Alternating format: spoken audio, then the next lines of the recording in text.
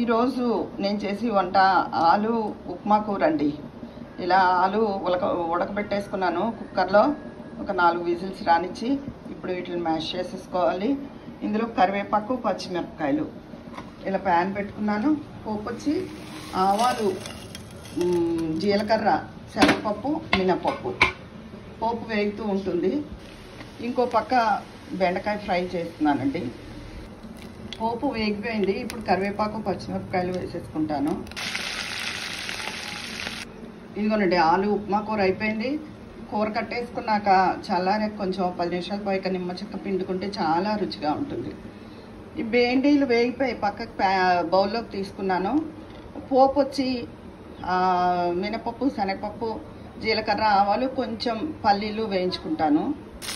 పోపు వేగిపోయిందండి. పల్లీలు పొట్టు తీసేసింది, అందుకని తెల్లగా కనపడుతున్నాయి. ఇదిగోనండి, ఎంతో రుచి అయిన బెండీ ఫ్రై అయిపోయింది. ఆలు ఉప్మా కూర. ఈరోజు ఇది రసం.